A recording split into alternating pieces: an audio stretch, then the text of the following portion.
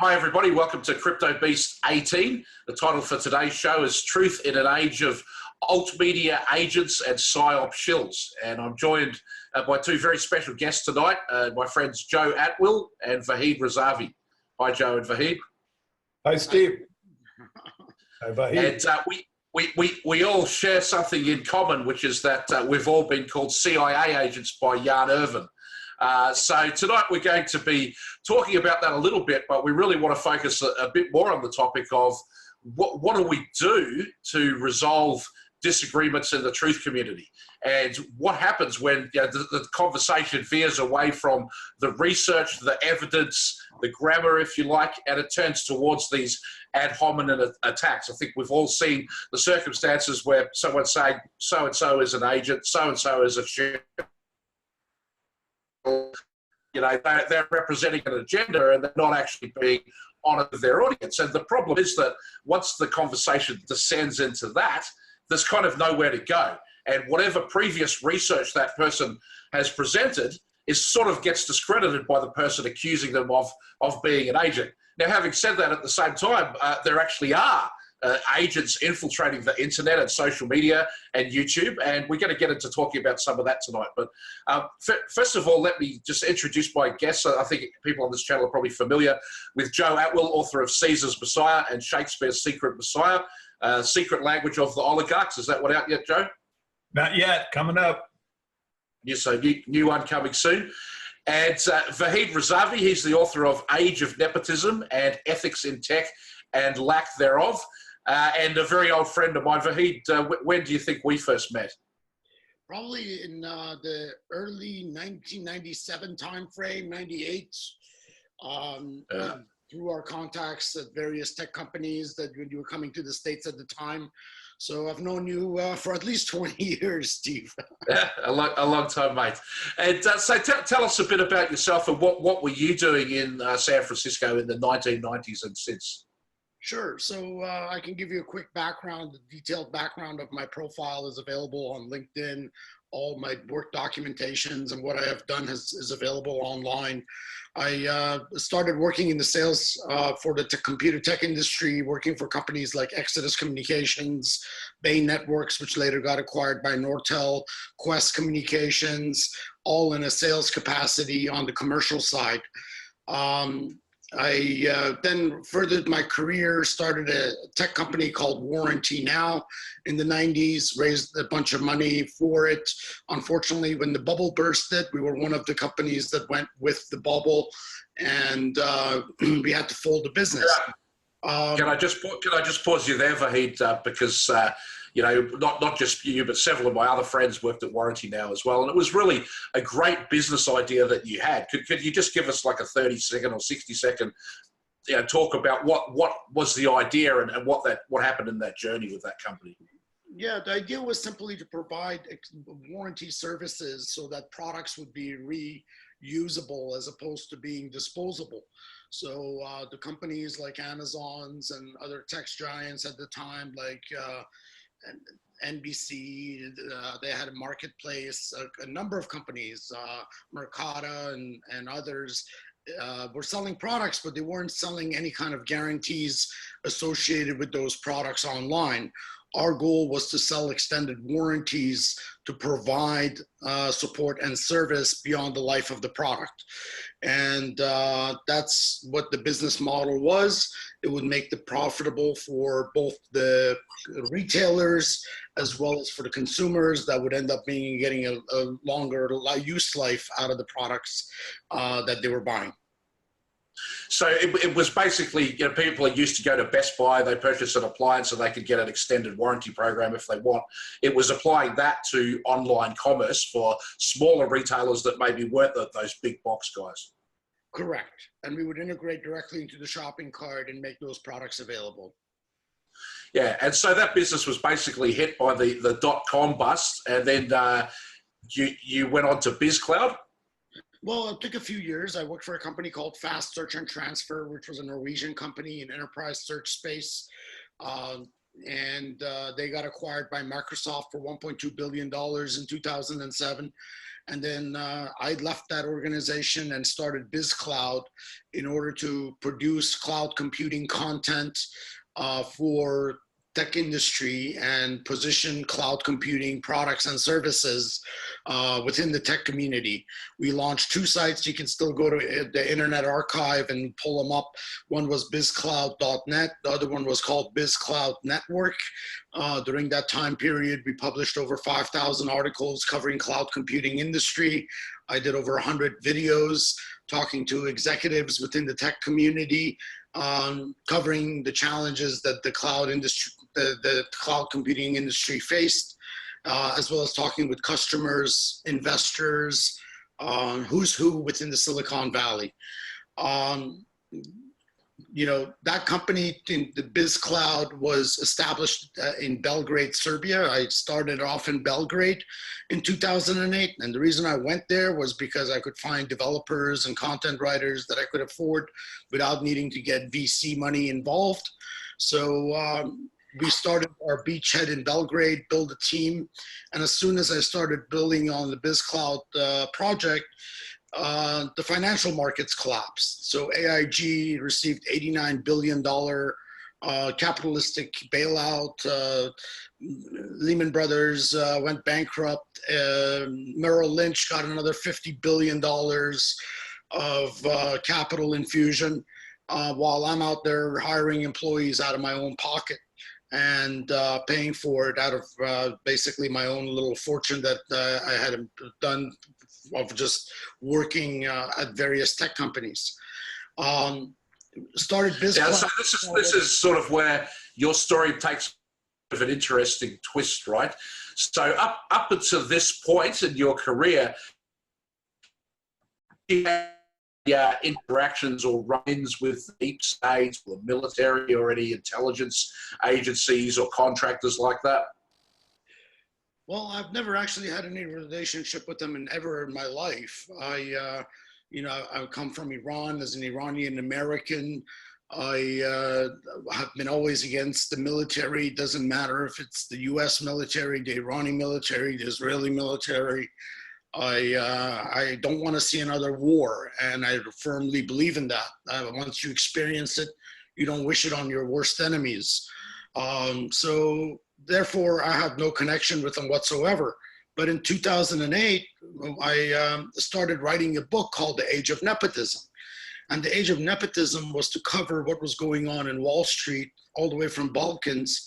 And it was my idea of documenting its social impact of the bailouts on the average Joe in Belgrade that didn't receive the financial benefits, but was somehow had to pay for it via higher power rates, the higher utility rates, higher food costs, unemployment. And so I documented it all in The Age of Nepotism with my team, and I published that book and decided to build a website around it. And at the same time, the Green Movement started in Iran, as well as the Arab Spring. So we started covering that on the Age of Nepotism website. And of course, the Age of Nepotism website is also archived on the Internet Archive and can be viewed there. About a year and a half goes by, and during this time, I'm still working with my team in the Balkans, and I find out about the CIA extra rendition programs that were using Computer Science Corporation planes. And that was disturbing. In 2010, CSC decided to, of all the names they could pick for their product, to choose the name BizCloud, a company that was working in the Balkans and the US, to launch their private cloud offering, which at that time was a glorified server with just the brand and associated with ours. And that really... Yeah, sorry, Vahid, can you just, for the audience, can you just tell us a bit about CSC? Because that's a heavily deep state connected company, isn't it? So Computer Science Corporation has been around since the 1960s, 70s. They are one of the largest defense contractors when it comes to IT support and services. They bought a company called DynCorp, and then that was responsible for providing rendition flights of torture to the CIA at its various salt pits and the various black sites that the CIA operated. They're well known in their failures at the National Health Services and NHS in England for the projects that they couldn't deliver on and ran over budget. They were well known for their failures in dealing with the IRS here in the U.S. And they're supported by the U.S. government contracts. They are a government contractor, unfortunately. And so they're a massive multi-billion-dollar company, and they decided to steal your trademark, BizCloud, and you actually stood up to them and fought against them, yeah? So we gave them a cease and desist. We told them to stop. We said that we were going to go after them. And the more I learned about them, the more I wanted to differentiate what I was doing versus what they were doing. So I built out websites like cscfraud.com, cscsucks.com, built Twitter handles against them. And anytime they would come to San Francisco for a trade show, I made sure those Twitter handles were active, that our Facebook page was active, that we were buying ads, and, trying to differentiate that we are not CSC and we shouldn't be associated with them just because we're using the same name of BizCloud. They got to a point that in 2013, CSC decided to sue us and take us to court, and over our own trademark, which was registered in the US. Now, what they had done in the process was go to Europe and registered a BizCloud trademark in Europe and claimed that as a US-based company, for whatever reason, they felt that the Europeans would protect them on this trademark battle. Honestly, my attorneys worked on a contingency basis. I didn't have the financial means to pay them all up front. And we only had one mediation settlement with CSC. During that mediation process, it was very clear to me that who controlled the courts. They sat in the big room where the justice was being handled, and we sat in a little small conference room sweating it with my attorneys. And what they offered for it was less than what you would get for an RV coming back from Burning Man for the brand. Anyways, my attorneys that evening, one of them quit and didn't attend a dinner. Within 2 days, I was told that I have to pay $700,000 if I want to get legal representation against my battle versus CSC, or I have to take the offer that's being given to us in mediation. So a few days after the mediation, without any choice, I had to sign off and share our good name with BizCloud, the BizCloud good name with CSC, so we would both market under that name. And so with that, I basically packed my bags up and I went to the Balkans, and I couldn't really face my own team. I was heartbroken that I'm here in the Balkans where these companies have done rendition flights of torture, and now I'm sharing my good name and my brand and asking employees to work for me while there's a company, CSC, marketing it under the same name as ours. So I kind of lost it. My attorneys told me to destroy the documents associated with the mediation, that I shouldn't talk about the numbers associated with the mediation. And I couldn't believe this happened to me. So I went from embassy to embassy in Belgrade asking for help. And of course, I had gone, lost a few marbles, you would say. They had nothing to do with CSC, but I wanted to know, why is it possible that a US-based company can invalidate a small business's trademark so easily and get away with it? So in Belgrade, I ended up being put in a psychiatric ward for about a week and getting some mental help. The Belgrade police were very kind. The hospitals were really, they took care of me, I should say. They treated me with respect.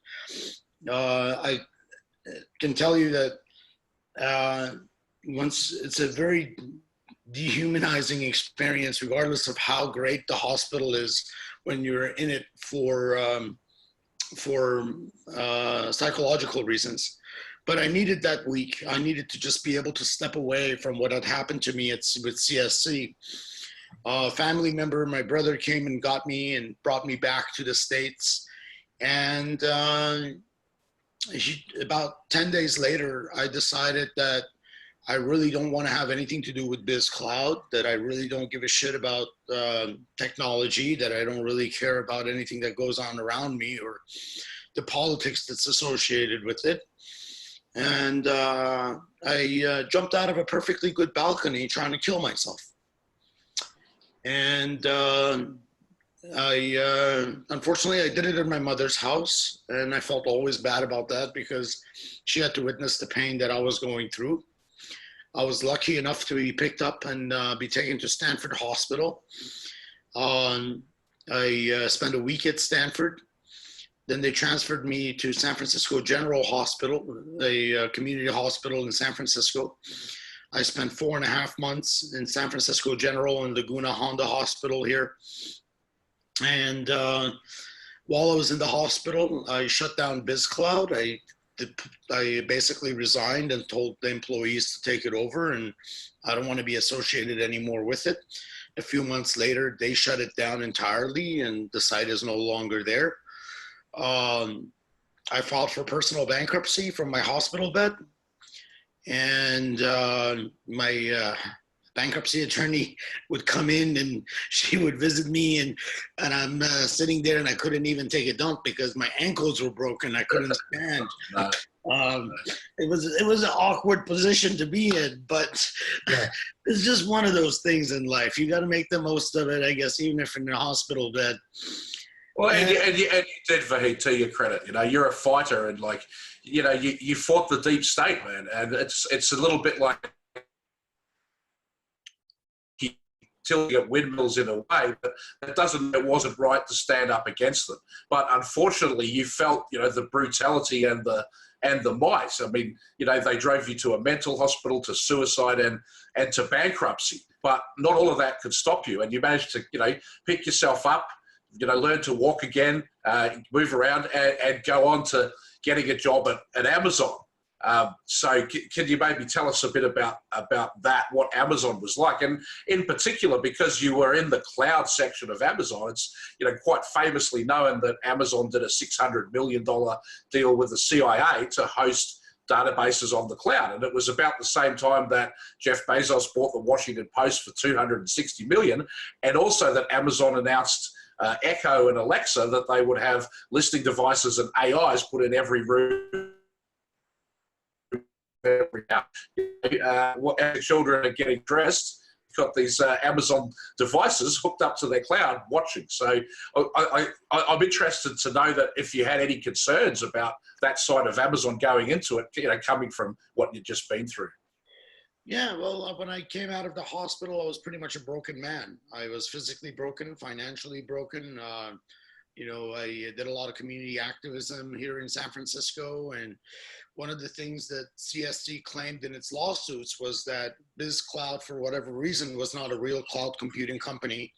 And they were, even though they were selling a glorified server under the BizCloud brand.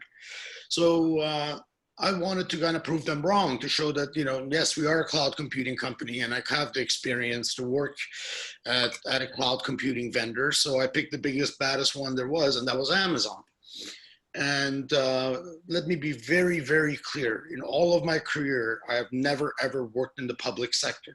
I have never dealt with government contracts. I only work in the commercial side of the house. And my job at Amazon was a senior alliances manager for big data and analytics. So I would manage the big data and analytic partners for Amazon. I named them in my bio on LinkedIn, but there are companies you might well know in creating dashboards and algorithms for machine learning. And basically, I would be responsible for the go-to-market strategy, creating customer use cases, sales enablement, field enablement, funding proofs of concepts, making sure that their events went okay. So my job was to manage a handful, let's say 5 partners at a time that I was managing at any one time, and to grow the business that they were doing with Amazon. And it's interesting. My first year at Amazon went great. I had unfortunately, my first boss that hired me was replaced within 30 days. They brought in another boss, which lasted 8 months. And then finally, they brought in a manager from VMware, a company that we protested outside of their offices with SF 99% Coalition. And he decided to retaliate against me while I was there and make my life an extreme hell. I ended up being hospitalized. I took a medical leave, came back, and I was told that my job has been replaced, that these are a bunch of new hires that we got now, and they get the accounts, and you get to sit on the couch, and there's nothing for you to do. And I documented it, and I sent emails to Jeff, and I told Jeff Bezos directly about how they're treating a protected employee. None of my emails were answered. I think I sent them a total of 4 different letters at different states in the time period that I was being retaliated against. And unfortunately, due to the pressure caused by the work and by lack of work at Amazon that was meaningful, I had a mental breakdown again, and I was hospitalized. I was picked up outside of Amazon's offices by San Francisco PD, taken to Dignity Health and Stanford, and I spent a month in the hospital. And I decided after spending that time that I really got to write a second book talking about my experiences of both Amazon, BizCloud, working with DXC Technologies, fight of the BizCloud brand, and basically, yeah. And your book is available for free. Where can people go to get that? It's on myawsstory.com, and it's created under Creative Commons. It's available free of charge. If anybody wants it, I'll be happy to email it to them if they want, or they can download it directly. I talk about my experience at the Internet Archive. You can go and Google on the Internet Archive site, NSA comedy, or you can Big Tech Comedy Roast, and I share my exact same experience there. And it's all the content is available free of charge. I'm not trying to make money off of my story. I just want to make sure it gets heard. Great. And so thanks very much for sharing, Vahid. I know it's very emotional for you to recall those times. And, you know, as your friend, I remember seeing you going through this over a period of years and years and years. And so it's kind of, I think we see an example there of someone casually saying, well, you know, Vahid Razavi, he's the head of the internet for the CIA at Amazon. How wrong that is, and not just completely factually incorrect and easily verifiably incorrect, because your book is available for free. Your LinkedIn resume is also what has to type in to see what you actually did. But actually, you know, quite hurtful. You know, it triggers PTS and things like that, and people who get accused of these things, because there's a real person there and a real story there. I just want to ask you briefly, and then I want to move on to Joe for a little minute. But I started this group on Facebook, probably I think 07, 08 is when I joined Facebook. And it's a private group, just started with friends, but a lot of other people are in it now. It's called Conspiracies and Ancient Wisdoms. You as a moderator of that group. Now, do you think that there's any chance that I did that as a secret CIA agent trying to spy on the people in the group? Steve, I know you well enough, man, and I know your politics. I may not agree with it all. I don't agree with all of your conspiracy theories because I'm not educated enough in them. But you're so far away from that as I am. It's the most ridiculous thing that anybody could say about us, that we work on behalf of anybody's agency or any intelligence agency, let it be the CIA, the NSA, the Iranians. I mean, as an Iranian American, you know, is that something that you faced growing up in the States, that people just assume, oh, you must be an agent because you're Iranian? Well, I mean, I've been labeled so many things growing up as an Iranian American. You know, why do you think that people like in the Iranian American community are it's hard for them to receive security clearances or work in technology sector?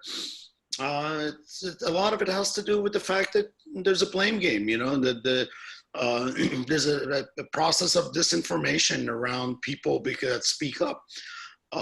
It's interesting, Steve, that you're giving me this opportunity to speak on your show. I have sent out press releases, contacted newspapers, and I've shared my story, and nobody wants to write bad about Amazon. And I think fundamentally, the journalists in this country depend on the folks like Jeff Bezos and Andy Jassy and all the rest to give the interviews. They want to kiss their asses on a regular basis, sorry to say. Otherwise, they'll be blocked from the next opportunity. They'll be banned, and they won't get a chance to sit in front stage and get a free meal and get a free press pass and attend the conference. So people like that are not questioned, but people like us that try to bring light to these matters are questioned and labeled. And frankly, this guy that you're mentioning, I don't know him from Adam, and I don't really care to know him, to be honest. He doesn't even register on my radar. The only reason he registered was because you cared about it, and I care about you, and the fact that I know what you stand for, Steve, is just, and I wanted to make sure that, you know, I get a chance to speak and talk to you about these matters. Well, thanks very much. I appreciate it. And yeah, I mean, our politics are about as polar opposite as two people could get, I think. I always say you are the most left-wing person I know, and I know a lot of pretty left-wing people. But I love you, man. Joe, let's move on to you for a second. So I've sort of shown in my discussions with Jan and your discussions with Jan, how, you know, the origins of how, you know, this dispute between you and him originated, which you know, led to him saying that you're an agent of the Jesuits because you went to Jesuit military school. Have I got that right? That's what he claims, and that's actually something that was written in a blurb that was created by. I'm not even sure who actually wrote it. I think the original blurb came from Ulysses when Caesar's Messiah was printed, and they had someone interview me, and then the blurb was written, and then it was rewritten by Fritz Heed when he you know, did the documentary. And that was actually my memory, was that the school I attended when I was a child in Tokyo was run by Jesuits. St. Mary's was called St. Mary's Military Academy. Now it's just called St. Mary's. They've changed the name over the time. But I actually was contacted by someone who was had attended St. Mary's during that period. He'd heard one of my interviews, and so we exchanged information, and I talked to him. He says, "Joe, guess what?" I said, "What?" He goes, "No, it's not a Jesuit school."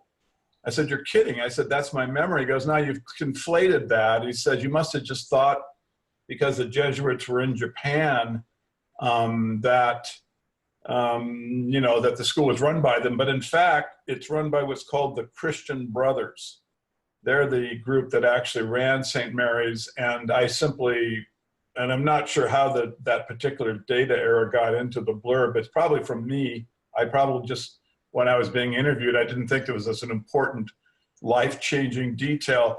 I think they put it into the blurb because there's like this sinister aura about the Jesuits, and it made, since the book was called The Roman Conspiracy to Invent Jesus, they wanted to play up the, that kind of side of the author, that I wasn't just this boring guy, that I had something in my background that was interesting. And so they put out that I had attended, or I think through me, I can't even remember the interview, but I never corrected. So other than that, you've had no contact with Jesuits? Well, as far as I know, I have actually never spoken once to a Jesuit, as far as I know. If the teachers at St. Mary's Military Academy from kindergarten through third grade now, right? In other words, by fourth grade, I was back in the States. So if the teachers there were Christian Brothers, which I am assured that they were, and they actually have these records, if someone wants to do careful background checking of my life, they can go to St. Mary's and actually get the transcripts and the teachers, you know, that I was in attendance with, I presume, but they could certainly find out who the individual or who the religious organization was that was running the school when I was there. And there's no Jesuits at all. And then going forward, there's not a single Jesuit in my life. I have, my uncle was a Roman Catholic priest, but he was not a Jesuit. He was, I'm not even sure which order he belonged to, but he was a Monsignor in Los Angeles and had a Latino parish. And I knew him fairly well when I was young, but I didn't have much to do with him in my adult life. He passed away 30 years ago. So I've never really had any Jesuit training. Well, but you know, the thing is, just the very assertion is ad hominem. I mean, if you can't back it up with something in behavior or something that I've said or some kind of lecture I've given that is Jesuit, you know, perspective, then what does it mean? Even if I had a Jesuit teacher, which evidently I didn't, so what? Lots of people. Yeah, well, I think you raise a good point about the ad hominem. People go to Jesuit schools. I think Loyola is a Jesuit school. I mean, I'm sure it is because Loyola was the Jesuit. So, what the heck? Why would that even be interesting if you can't back it up with some sort of actual statement or behavior or something that links to not just the Jesuits but to some nefarious activity? Otherwise, it's just like a 5-year-old hurling insults. You know, it's a good. Where is the disinformation? Yeah, okay, exactly. If you're an agent, and you know, and Vahid and Steve, you know, because Steve and I talked about this. We were talking about this. We were saying, you know, one thing that would be great is if there could be some protocol about what would constitute the basis for attacking another personality on the internet. Because this happens so often now, it's really sort of a stumbling block for any progress of an alternative media being developed. It's not overwhelming problem, but it is a problem. And so one thing that I would advocate is that rather than attacking the personality, that people attack the analysis. If someone has done something that is evil or has created analysis that is misrepresenting some fact or, you know, nefarious, then expose that. When you know, if you, and it isn't just, you know, myself, you know, dozens of other people that are being, you know, everyone's kind of accusing one another of being an agent. And if you don't like what they say, that's the first thing that is the first response is to say, well, they must be a government agent because I don't like what they say.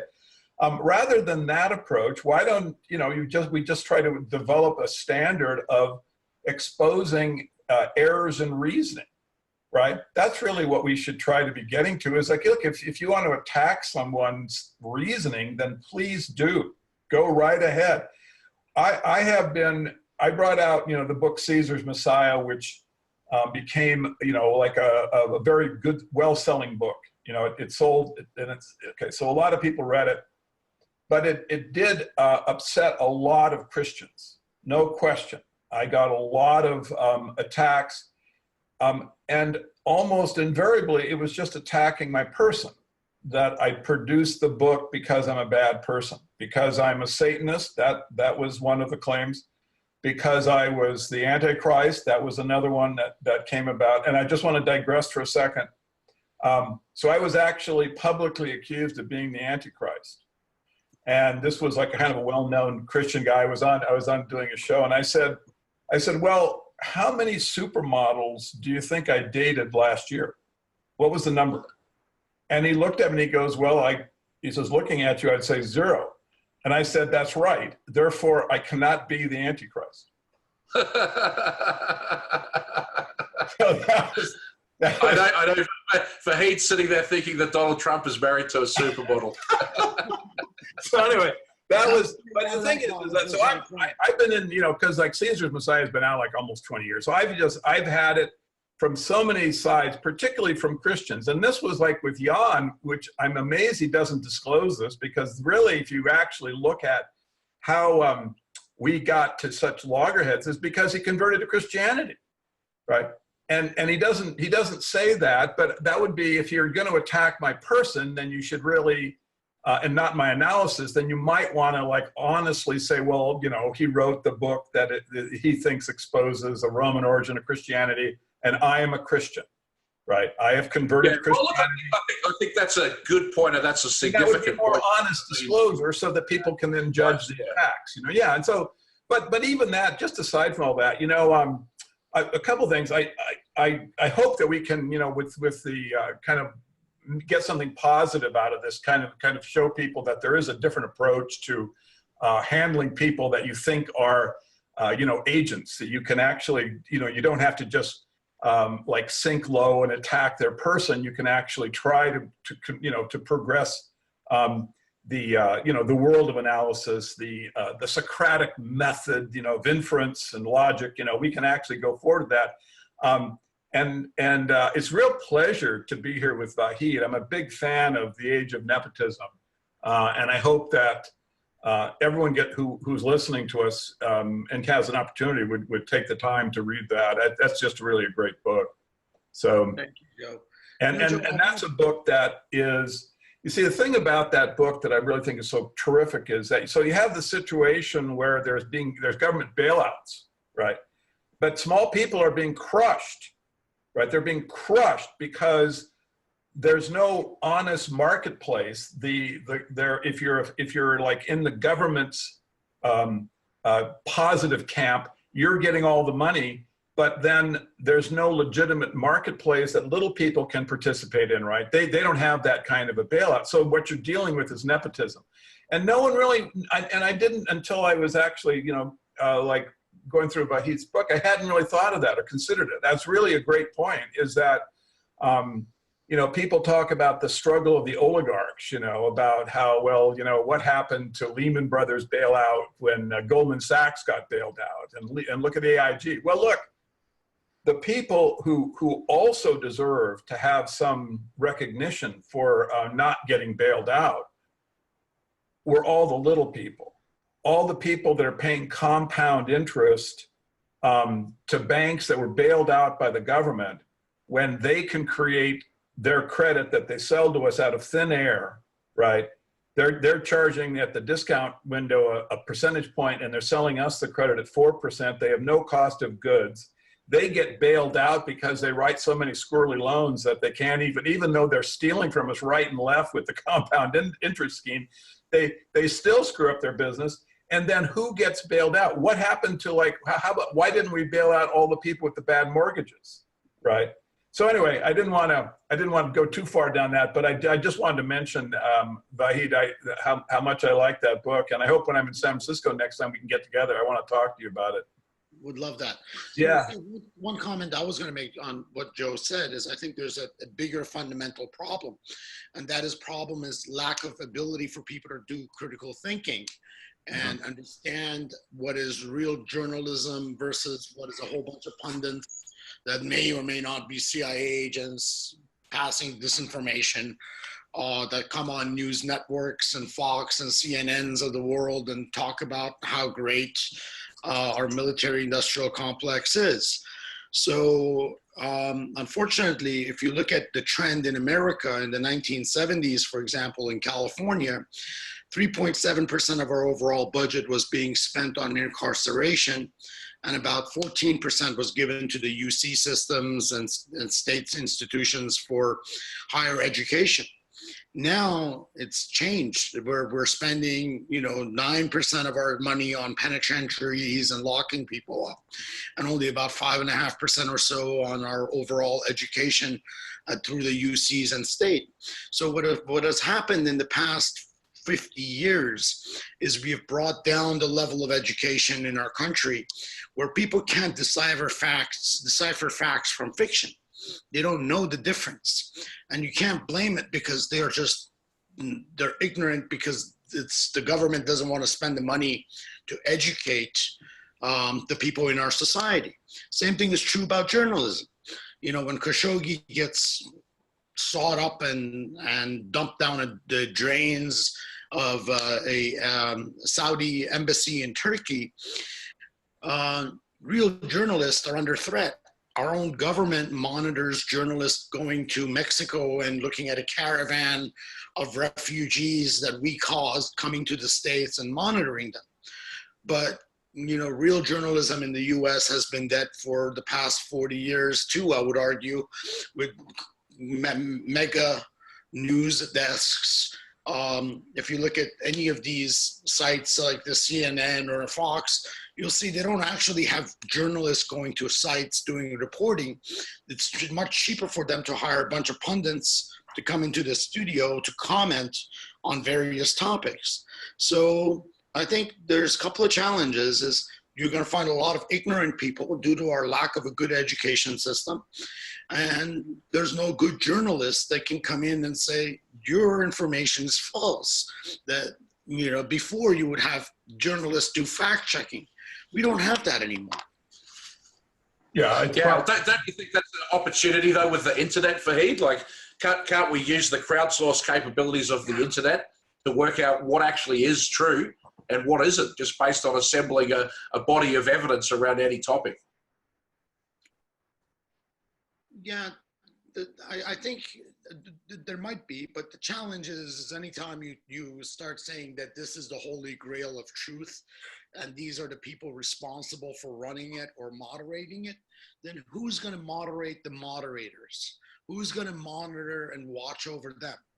As opposed to, if you bring up the education level in people, if you educate them, and we make that a priority and invest in our education system so they know critical thinking, they can tell the difference between right and wrong, then everybody benefits and you don't need those moderators in place. Yeah. Well, I think that's a great idea. Unfortunately, the oligarchs are in complete control of the education system. And so whereas we're blocked off in that area, I don't think they're going to concede, you know, a different pedagogical approach than their just raw, iron-fisted propaganda.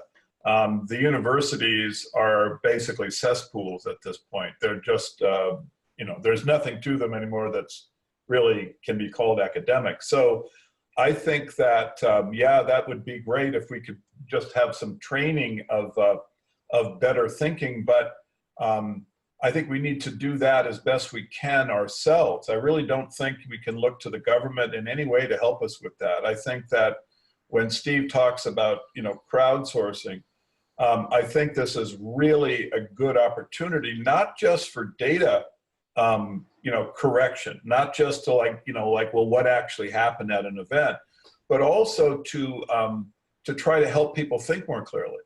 I think that one of the things that we really want to start, like the crowdsourcing, you know, to focus on is the logic, not and as well as the facts, is to try to like see if we can. I know obviously they will try to insert their own, you know, logicians in there to try to like spin things.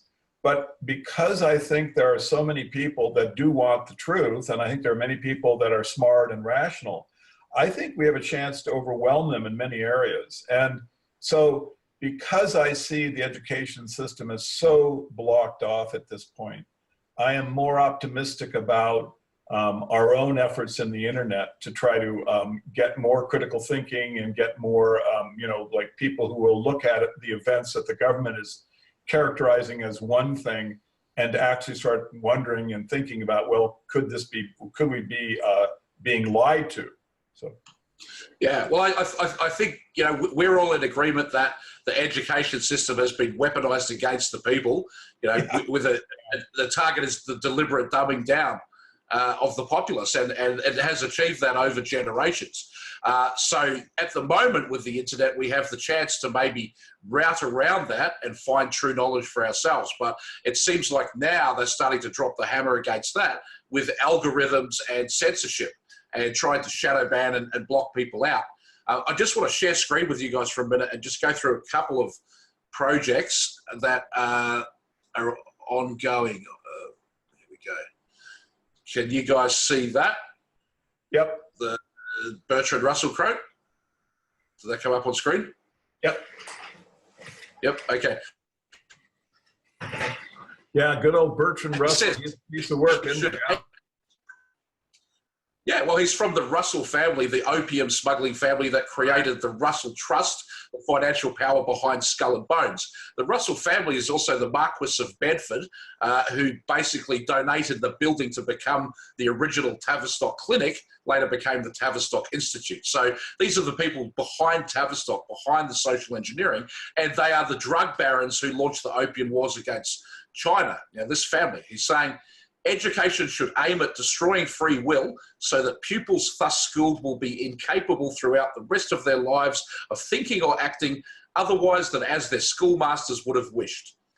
Influences of the home are obstructive, and in order to condition students, verses set to music and repeatedly intoned are very effective. Now, but bearing in mind, this is 1953 when he wrote this book. This is his book, The says, it is for future scientists to make these maxims precise and to discover exactly how much it costs per head to make children believe that snow is black. When the technique has been perfected, every government that has been in charge of education for more than one generation will be able to control its subjects securely without the need of armies or policemen. So they're saying that they've dumbed down the population through the education system so much that they believe the opposite of everything is true.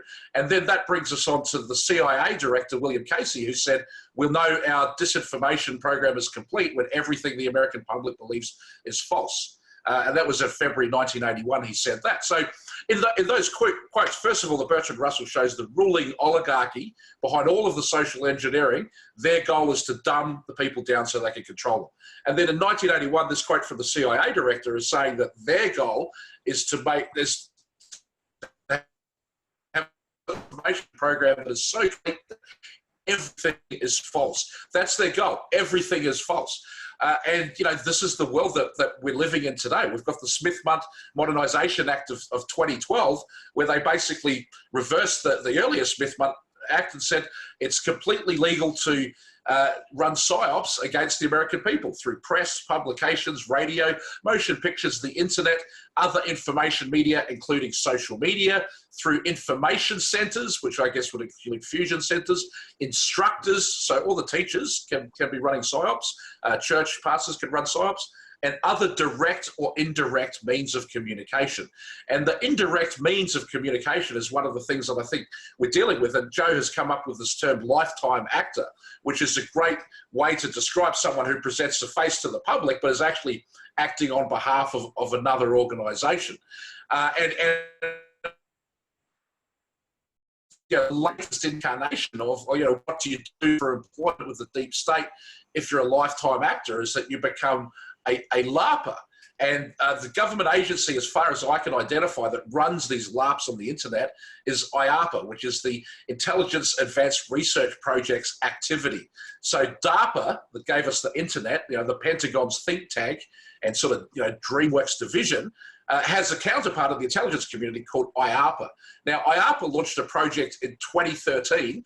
There's a great Wired magazine article about it here, and I'll post all these links in the YouTube description, but it says US spies want to play alternate reality games for work, they swear. And so IARPA is like looking to run LARPs. They want people that will be participating in these LARPs on the internet. And it's a IARPA project called You Are Here, using alternate reality environments to help enrich research efforts. So someone going on the internet and pretending to be a researcher, pretending to be a journalist, pretending to be a truther, but actually actively inserting disinformation into the discussion cycle to sow confusion and chaos, they very well could be working for a specific IARPA project that's designed to do that.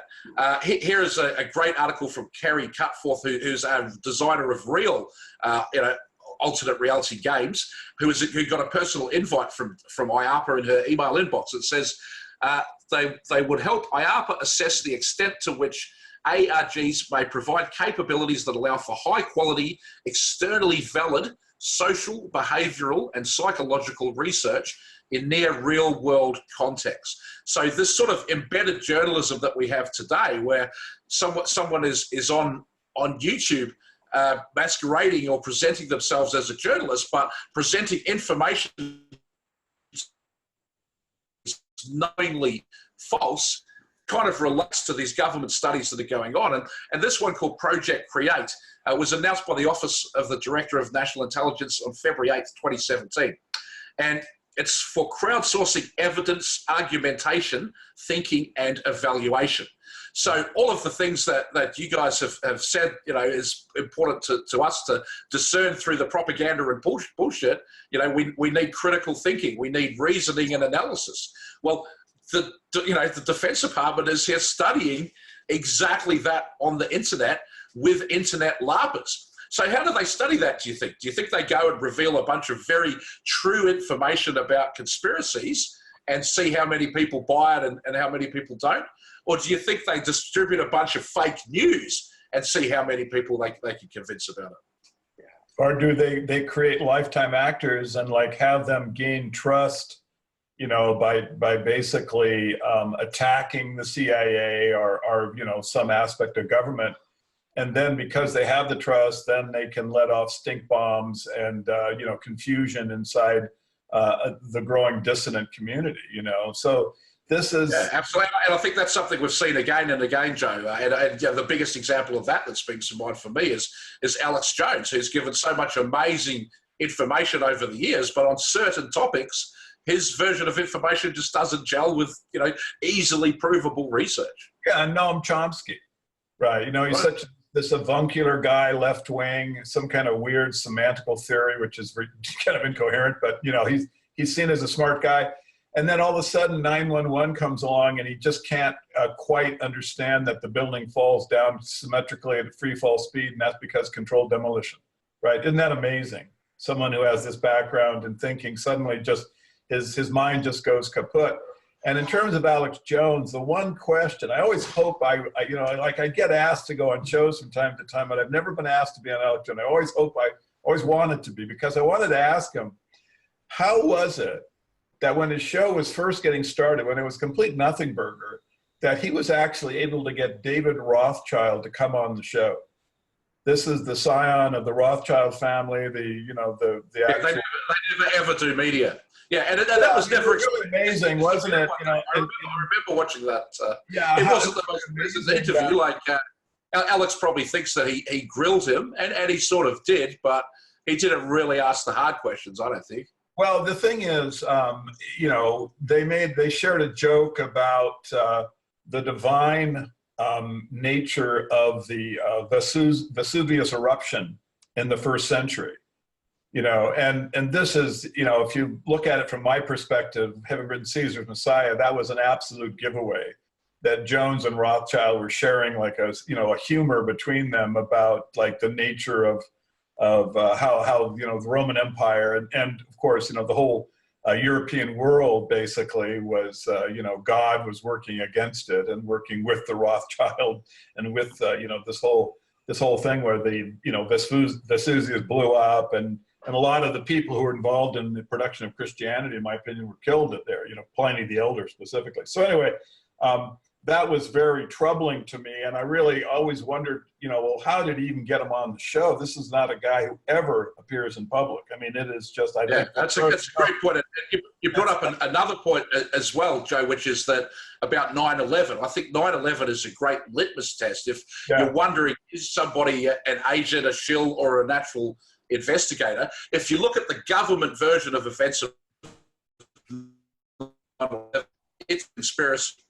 So there's no conspiracy about 9/11. The government version of events is one. And then you look at the easily disprovable things. So when you hear someone like Julian Assange say, oh no, 9/11 was just how the government said it was, it makes a huge question mark over that entire operation to me. Exactly. But Vahid, is there anything that you could think of, or you've observed, that you know, when you notice someone talking about these type of topics or not answering these type of questions, that it's worthy of suspicion? Yeah, you know what? I don't answer a lot of topics myself just because I don't have enough information on it. But for me, I always question what happened 9/11 just because of Building 7 and the lack of debris in Pentagon. Those things always have stood out in my mind. I don't know the facts. I can't play it one way or the other, but those two just didn't mash up with the stories that I was told about 9/11. Now, what I can tell you is that in Iran or elsewhere, the secret intelligence agencies back then during the Shah, the Savak, which was trained by the CIA, they would they would create an environment where you couldn't trust your neighbor. You couldn't trust your fellow co-worker or your teacher or your principal at your school because they would be able to gather information on you. Now we've come to a society where not only your neighbor or your colleague could be gathering information on you and reporting it anonymously, kind of like the way Amazon has it set up where employees can report information anonymously to each other's managers and not even knowing who, is reporting it. So it's gotten to a point where you can't trust the corporations because they mine your data and sell and market to you. You can't trust your own government because they are working with the corporations to gather as much information in order to violate your privacy and sell you out. And you can't trust your neighbors because they infiltrate and have agents that are just there to agitate and bring down the movements such as Occupy. And I saw that firsthand, where people would come in and try to agitate and disrupt the meetings and without any specific purpose except that. So I've witnessed that firsthand, but I'm just doing a quick time check, Steve. I got to take off pretty soon. I don't know how you guys are. Yeah, well, look, let's wrap it up. Joe, do you have any final thoughts? This was a great pleasure. Thanks to both of you for showing up. It was a lot of fun. Great. Yeah, thanks for your time. Thanks a lot, Vahid. Anything why don't you repeat again where people can find your book? So Age of Nepotism is available on Google. It's for purchase. It can be downloaded. There are used copies sold through Amazon, but it's no longer in print. Ethics in Tech and Lack Thereof, Sleeping Under the Cell Tower, can be downloaded on myawsstory.com. And it's a free book. All it takes is just put in your email and you'll get a downloaded copy of the book or read it online and print and don't print it and save a tree. And your NSA and Big Tech comedy roasts are available on the Internet Archive, the videos of all the comedians, yeah? Correct. So if you do a search for NSA comedy on Internet Archive or Big Tech Comedy Roast, which was the most recent one we did, all the videos, my personal stories are there, and you're welcome to view them online, and those are available for free at the archive. Thanks. And Joe, where can you find your work? They can go to CaesarsMessiah.com and check out Vahid's work. It's cool. Right. All right. I'll see you, brother. Okay, thanks a lot, guys.